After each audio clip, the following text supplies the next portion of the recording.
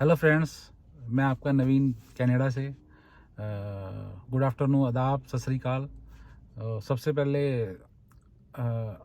कुछ आगे अगले टॉपिक पे वीडियो बनाने से पहले मैं आपका थैंक्स करना चाहूँगा, शुक्रिया करना चाहूँगा कि आपने जो मेरी पहली वीडियो थी इतने सारे लाइक्स किए, इतने सारे सब्सक्राइब किया आपने और इतने सारे आपने क्वेश्चंस पूछे और लाइक किए कि वीडियो आपको अच्छी लगी जो मैंने इन्फॉर्मेशन के ऊपर बनाई थी, अल्बर्टा के ऊपर। तो बहुत बहुत थैंक्स आपका। तो मुझे लगता है आज वाली वीडियो और आने वाली वीडियो जितनी मैं बनाऊंगा आप उसको और भी ज़्यादा प्यार करेंगे जितना आपने पहली वीडियो को प्यार किया है। वो थोड़ी छोटी बनी थी एक्चुअली। मैं रिक्वेस्ट करूंगा आपसे कि इसको ज़्यादा से ज़्यादा लाइक करें, सब्सक्राइब करें और शेयर करें, क्योंकि जितना ज़्यादा आप लाइक करेंगे, जितने सब्सक्राइब बढ़ेंगे, उतनी ज़्यादा बड़ी वीडियो मैं बना पाऊँगा। तो अभी सब्सक्रिप्शन कम है, तो इसलिए छोटी वीडियो बना पाता हूँ। तो आप सभी से रिक्वेस्ट है कि आप इसको ज़्यादा से ज़्यादा इस चैनल को लाइक करें और सब्सक्राइब करें और शेयर करें, है ना। तो एक बार फिर से थैंक्स कि आपने जो मेरी पहली वीडियो इतना ज़्यादा प्यार किया। तो उसमें बहुत सारे क्वेश्चन से, बहुत सारे टॉपिक पे बात करने वाली है। वो इतने सारे टॉपिक्स जो क्वेश्चन हैं वो एक वीडियो में नहीं आ सकते, क्योंकि फिर वीडियो बहुत बड़ी हो जाएगी। कोशिश करूँगा एक एक करके मैं आपके सभी जितने भी क्वेश्चन हैं, सवालों के जवाब दूँ अपनी वीडियोस में, है ना। तो मुझे उम्मीद है आप सब अच्छे होंगे, ठीक होंगे। तो अभी आज हम बात करेंगे स्टूडेंट्स के ऊपर, कनाडा में जो स्टूडेंट है और स्टूडेंट की लाइफ क्या है। तो ये एक ऐसा टॉपिक है दोस्तों, स्टूडेंट्स का, जो ना ख़त्म होने वाली डिस्कशन है। आप इसको जितनी मर्जी लंबी ले जाओ, ये डिस्कशन है तो ख़त्म नहीं हो सकती। कोई कहेगा आना चाहिए, कुछ कहेगा नहीं आना चाहिए, बच्चों को भेजना चाहिए, नहीं भेजना चाहिए। बट कुछ 2-3 पॉइंट्स ऐसे हैं जो बहुत ही ज़्यादा इम्पोर्टेंट हैं, बहुत ज़्यादा इम्पोर्टेंट है। तो मुझे लगा कि आपके साथ में उस बातों को शेयर करूं तो आपको थोड़ा आसानी हो जाए और आप डिसीजन लेने में, आपको और हमारे बच्चों को जो भी आने वाले हैं, तो डिसीजन ले सके आने वाले टाइम में और प्रिपेयर होके आए पूरा ना। तो 2-3-4 पॉइंट है, ज़्यादा नहीं है। बाकी तो यूट्यूब सारे व्यूज़ भरे पड़े हैं। कुछ ऐसे इंपॉर्टेंट पॉइंट जो लगा कि मुझे आपसे शेयर करने चाहिए। तो सबसे पहला पॉइंट ये है कि जब हमारे बच्चे, चाहे वो बेटा है बेटी है, जब वो +2 कर लेता है और आईलेट्स हो जाती है, आईलेट्स होने के बाद जब वो आप एप्लीकेशन फॉर्म भरते हो तो उसमें हमारे पास 4-5 महीने का टाइम होता है ना। तो मैं सबसे रिक्वेस्ट करूँगा पेरेंट्स से भी और बच्चों से भी कि आप ऐसा करें, अपने बच्चे को कहीं आसपास एक शहर में एक रेंट पे रूम लेके दें, चाहे 5-10 हज़ार आपको लग जाए, कोई दिक्कत नहीं। एक रेंट पे रूम लेके दें, उसको एक बैग दें कपड़ों का। उसको बोलो कि आपने अकेला अब 1 महीना रहना है उस रूम में। खुद ही खाना बनाना है, खुद ही कपड़े धोने हैं, खुद ही प्रेस करना है ना। और उस 1 महीने में आपने ट्राई करना है जॉब के लिए, कि जॉब के लिए आपने इंटरव्यू देने जाना है। जैसे वहाँ पे आसपास जहाँ भी वो शिफ्ट होगा, सबवे होगा, मैकडोनल्ड होगा, है ना, कोई पिज़्ज़ा स्टोर होगा, कोई सुपर स्टोर होगा, इजी डे होगा, कहीं भी कुछ भी वो ट्राई करे, वहाँ पे इंटरव्यू देके आए और कोशिश करे वहाँ पे काम करो 1 महीना पूरा, अलग रहे आपसे। उसके 2 बेनिफिट होंगे। सबसे पहले, जब बच्चे यहाँ पे आते हैं, अब मुझे पता है कई बच्चे सोच रहे होंगे या पेरेंट्स सोच रहे होंगे, यार वहाँ पे वो सबवे में जाएगा इंडिया में, ये को लोग क्या सोचेंगे, या स्टोर में काम करेगा या किसी दुकान पे काम करेगा, क्या सोचेंगे। दोस्तों, यहाँ आकर भी उस बच्चों को वही करना पड़ता है, क्योंकि यहाँ पे सभी काम करते हैं। यहाँ पे कोई छोटा बड़ा नहीं होता।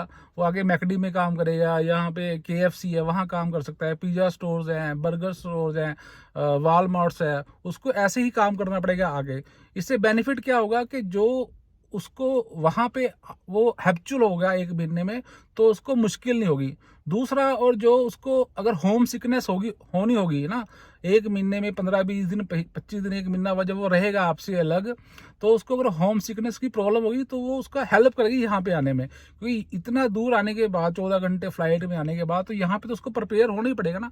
वो इससे बहुत ज़्यादा हेल्प होगी। मैं ऐसे, मेरे कुछ फ्रेंड्स हैं जिन्होंने, ये मैं बात कर रहा हूँ upper middle class and lower middle class families की, जो आपको डिसीजन लेने में हेल्प करेगी। ये मैं बात करूँ, कुछ फ्रेंड्स हैं मेरे 1-2, उनके बच्चे आए, है ना। हमारे इंडिया में हम तो बच्चों को बड़े लाड प्यार से पालते हैं ना, उनको बाइक भी देते हैं, बुलेट भी दे देते हैं, स्कूटी भी दे देते हैं। है ना। तो आए यहाँ पे वो 15-20 दिन महीने में आए, तो वो उनका दिल नहीं लगा, उनको होम सिकनेस हो गई, वो वापस चले गए। मतलब उनका मतलब 15 से 18 लाख रुपए जो है जो वेस्ट गया। तो 15 से 18-20 लाख रुपए इकट्ठा करना एक मिडिल क्लास या अपर मिडिल क्लास की फैमिली के लिए ये कोई आसान बात नहीं है। तो हो सके मैं बच्चों से भी रिक्वेस्ट करूंगा कि आप, अगर आप पहले शुरू से ही अलग रह रहे हैं, पढ़ाई के लिए बाहर हैं, तो कोई दिक्कत नहीं। अगर आप फैमिली में हैं शुरू से, तो 1 महीने के लिए आप घर से बाहर एक रेंट रूम पे रेंट लें, 2-4-5 हज़ार में, उस 1 महीना रहें, सिर्फ कपड़े और लेके जाएं, कुछ बर्तन ले जाएं, और 1 महीना रहें वहां पे रेंट में, और जॉब ट्राई करें। इससे क्या होगा कि आपका कॉन्फिडेंस बढ़ेगा, है ना, आप में सेल्फ कॉन्फिडेंस आएगा। आप थोड़ा सा घर से बाहर हो गए, आपको पता चलेगा कि मुझे और क्या दिक्कत आ सकती है, मैं अभी ये सीख लूँ, है ना। थोड़ा बहुत खाना बनाना सीख लें, थोड़ा बहुत काम करना सीख लें, क्योंकि यहाँ पे सभी काम करते हैं। यहाँ आपने स्टूडेंट्स हो, एज अपने क्लासेस भी लगानी है, आपको पार्ट टाइम काम मिलेगा। तो रेगुलर काम के लिए जो पार्ट टाइम है, जैसे आपने 5 घंटे की शिफ्ट लगानी है, 4 घंटे की शिफ्ट लगानी है, तो आप किसी भी आसपास जहाँ पे आप मूव हो गए, वहाँ किसी भी सब में चले जाएं, मैकडी में चले जाएं, है ना। बहुत सारे स्टोर हो गए अब तो इंडिया में, बहुत सारे सुपर स्टोर हो गए हैं, इजी डे हो गया, रिलायंस स्मार्ट है।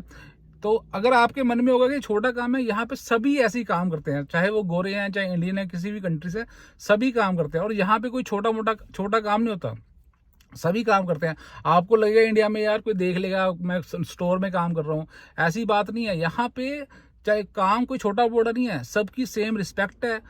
सब एक दूसरे की रिस्पेक्ट करते हैं, प्यार से बोलते हैं, है ना। अब मैं आपको छोटी सी एग्जांपल देता हूँ। इंडिया में हमारे सिक्योरिटी गार्ड होते हैं ना, जैसे आपने एटीएम के बाहर देखा होगा, बैंक्स के बाहर देखा होगा, या गोल्ड की शॉप्स के बाहर देखा होगा, है ना, सिक्योरिटी गार्ड होते हैं। आपको लगता इंडिया में हम सोचते हैं ये तो बहुत बड़ी छोटी सी जॉब है ना, बट यहाँ पे जो सिक्योरिटी गार्ड है, one of the reputed job कहते हैं उसको। यहाँ पे इतनी रेप्यूटेड जॉब है वो, मतलब एक तरफ हमारे एसएचओ लगा लो और एक तरफ हमारे यहाँ पे सिक्योरिटी गार्ड लगा लो, सेम पावर होती है जहाँ की पुलिस में। और यहाँ पे सिक्योरिटी गार्ड के बाद आप जो कनाडा की पुलिस में भी जा सकते हो।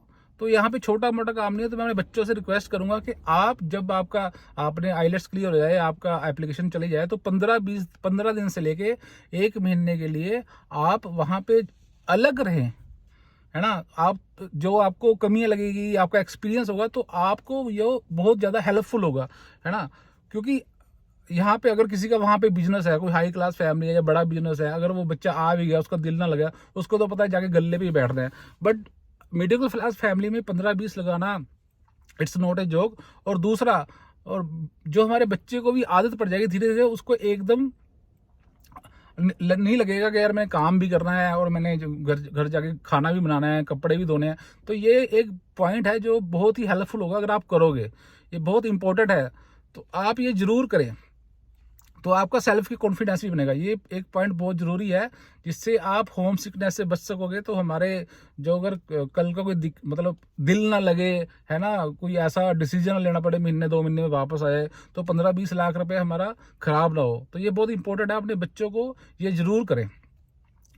और दूसरा पॉइंट है कि देखो, हम जब अपने मीडियोकर फैमिली, अपर फैमिली, तो 20-22 लाख लग जाता है, जिसमें आपका 17-18 हज़ार डॉलर फीस जाती है, और 10 हज़ार डॉलर आप जीएसी में भरते हो, ठीक है। तो यहाँ पे क्या होता है, जब बच्चा आता है तो उसको जो आप जीएसी देते हो, तो 600 $600 डॉलर पर मंथ उसको मिलता है ना। उसके अलावा जो एज ए स्टूडेंट जब आता है, तो आप यहाँ पे मैक्सिमम 20 घंटे काम कर सकते हो वीक में, है ना। अगर 20 घंटे काम कर सकते हो आप, मान लीजिए अगर आपको $15 भी मिलते हैं, तो वीक में आपने $300 का काम किया, और 4 वीक काम किया तो आपने $1200-1300 का काम किया, और 600 वो लगा लो, $1800 हो गए, है ना। तो मैं ये पेरेंट्स को ये एक बात कहना चाहता हूँ कि जब हम अपने बच्चों को यहाँ से इंडिया से भेजते हैं, किसी भी कंट्री से भेज रहे हैं, तो हम ये भूल जाते हैं कि हम उसको पढ़ने के लिए भेज रहे हैं, और उसका अपना फ्यूचर बनाने के लिए उसको भेज रहे हैं। हमारे माइंड में कई बार ये चीज़ें हटके हमारे माइंड में ये आता है, नहीं यार हमने एक बार पैसा लगा दिया, उसके बाद ये जाएगा, वहाँ भी कमाएगा, अपनी फीस भी भरेगा और हमें भी देगा, है ना। 20-22 लाख लगाना इट्स नॉट ए जो, क्योंकि किसी ने गोल्ड रख के लिया होता है, किसी ने एक प्रॉपर्टी बेच के लिया होता है, किसी ने प्रॉपर्टी एंगेस्ट लोन लिया होता है, पैसा बहुत होता है। तो पेरेंट्स का कहीं एक पॉइंट में आता है यार अब ये अब चले जाएगा, एकदम जाते ही सेट हो जाएगा और पैसे कमाएगा, हमें भी भेज देगा। दोस्तों ये इम्पॉसिबल है एक बच्चे के लिए बीइंग ए स्टूडेंट, क्योंकि मैं आपको बताता हूँ, जब वो कॉलेज जाता है तो हफ्ते में 20 घंटे काम करता है, तो टोटल वो 1200-1500 और 600 लगा के $1800 तक कमा सकता है। $1800 अर्न करने के बाद 600 जीएसटी इंक्लूड करके बोल रहा हूँ मैं ना, उसका $500 जाएगा रेंट में, $300 से $400 जाएगा उसका खाने में, जो $250 से $300 आपका टिफिन में लगता है, प्लस वो कहीं कुछ बाहर खा लिया, ठीक है, $1000 ये गया।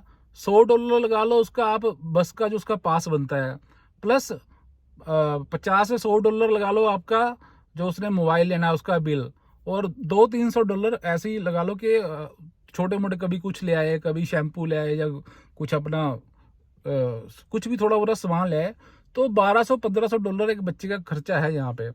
तो हम सोचते हैं कि नहीं हमारे जो हमने इंटरेस्ट पे पैसा लिया है वो भी उतार दे, वो ऐसा नहीं होगा। तो अब दिक्कत क्या है, जब हम बच्चों को बोलते हैं आने के बाद कि ये पैसा पड़ा है, पैसा उतारना भी है, तो बच्चा एक बार थोड़ा सा टेंशन में और डिप्रेशन में चला जाता है। उसको पता होता है कि मेरे पेरेंट्स ने कैसे मुझको पैसे इकट्ठे करके भेजा है, और उसके मन में ये थोड़ा पॉइंट भी होता है यार अब ना आपसे वो बात कर सकता है कि इतने पैसे नहीं है ना आपसे वो पैसे मंगवा सकता है और कि मेरी हेल्प कर दो, क्योंकि उसके माइंड में पता है कि आपने उसको कैसे भेजा है। तो मेरे ही आप सभी पेरेंट्स से ये रिक्वेस्ट है कि हम अपने बच्चों को यहाँ पे पढ़ने और फ्यूचर बनाने के लिए भेजते हैं, तो कम से कम मेरे हिसाब से अपने बच्चे को 2 से 3 साल दीजिए कि अपना पहले फ्यूचर सेट कर, उसको मोटिवेट कीजिए और उसको बोलिए कि मैंने आपको पंख दे दिए हैं, अब पूरा आसमान आपके पास है, जितना उड़ सकते हैं उड़ो, है ना।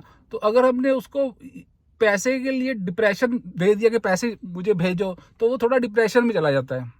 तो इसलिए हमेशा ये बात मैं पेरेंट्स से करूंगा कि जो मिडिल क्लास खास करके है को अभी 2 साल उससे ना ये समझे कि वो आपको पैसे भेज सकता है, क्योंकि यहाँ पे एक्सपेंसेस भी है, फिर उसने फीस भी निकालनी है अपने अगले सेमेस्टर की। जैसे हमने 16-17 हज़ार पहली बार भरे हैं, उतनी फिर अगले सेमेस्टर में भरने हैं, उसने $500-600 इकट्ठा कर सकता है। हो सकता है कि वो अगले सेमेस्टर भी आपसे हेल्प मांगे।